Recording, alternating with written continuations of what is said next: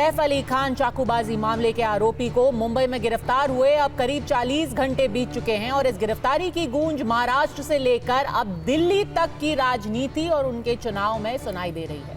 दरअसल अब ये दिल्ली और मुंबई दोनों जगह एक चुनावी मुद्दा बन गया है। सैफ अली खान पर हमले पर सियासत पहले ही दिन उस वक्त शुरू हुई जब दिल्ली के पूर्व मुख्यमंत्री अरविंद केजरीवाल ने हमले की बात करते हुए देश के कानून व्यवस्था पर सवाल उठाया।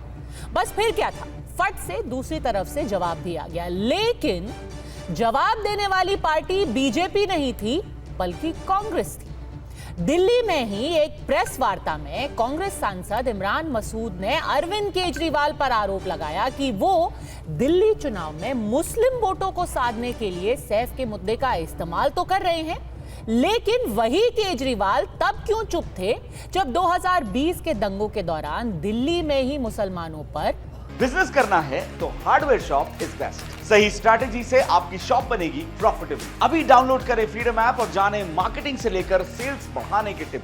हमले हो रहे थे।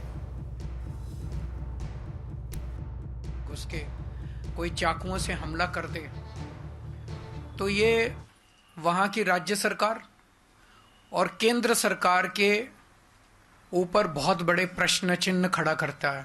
दोनों सरकारें लोगों को सुरक्षा देने में नाकाम रही हैं।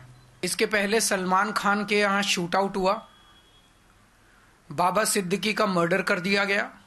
अगर सेलिब्रिटीज, इतने बड़े बड़े देश के सेलिब्रिटीज ही सुरक्षित नहीं है, अगर इतने बड़े बड़े देश के सेलिब्रिटीज को भी भारतीय जनता पार्टी की डबल इंजन की सरकार सुरक्षा नहीं दे सकती, तो एक आम आदमी की तो सुरक्षा की बात ही क्या करें। श्री अरविंद केजरीवाल जी ने सैफ अली खान के ऊपर हुए हमले को लेकर के प्रेस कॉन्फ्रेंस करने का काम किया। चलिए, अच्छा है, दिल्ली के नहीं, कम से कम दिल्ली के बाहर के मुसलमान की चिंता तो उनके मन में जागी। आपने सैफ अली खान का नाम लेकर के दिल्ली के अंदर मुसलमान वोटों को साधने की कोशिश की, जब जहांगीरपुरी के अंदर दंगा हो रहा था और खुलेआम गोलियां चल रही थी, उसके ऊपर एक लफ्ज नहीं बोलेंगे। अब हमलावर की पहचान को लेकर 4 दिनों तक राजनीति चलती रही। महाराष्ट्र में कुछ अघाड़ी के नेताओं ने इशारों में यह भी कह दिया कि देश में मुसलमानों के खिलाफ जो नफरत का माहौल बन रहा है, उसी की वजह से सैफ निशाने पर आ गए। दिल्ली में भी वोट बैंक की राजनीति गरमाई।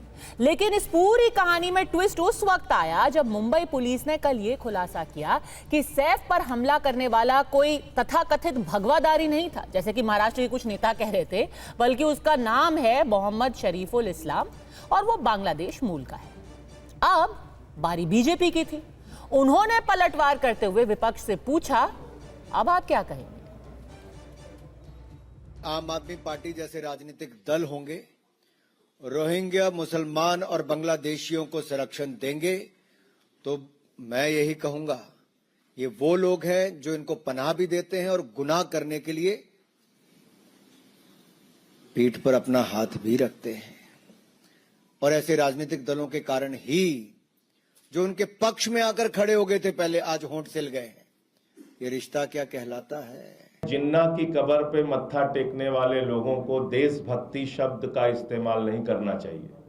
भारतीय जनता पार्टी के पुरखों ने इस देश के अंदर ऐसे ऐसे काम किए हैं।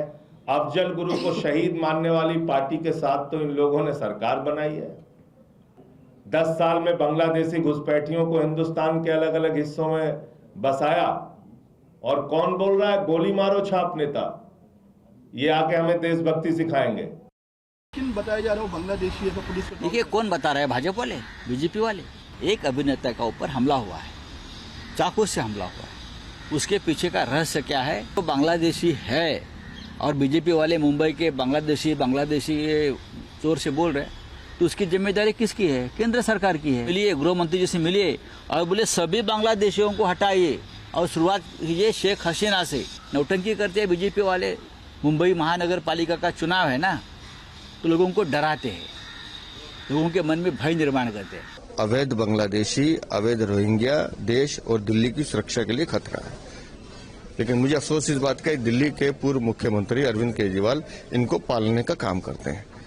उस दिन सैफ अली खान के समर्थन में बोलते बोलते वो ये भूल गए कि अगर इस तरह के लोग इस तरह के हमले में शामिल हैं तो ये क्या अरविंद केजरीवाल के रिश्तेदार हैं जिन्हें पालने का काम ये कर रहे हैं। तो मैं तो कहता हूँ ये तो देशद्रोही लोग हैं जो देश के टुकड़े करना चाहते हैं।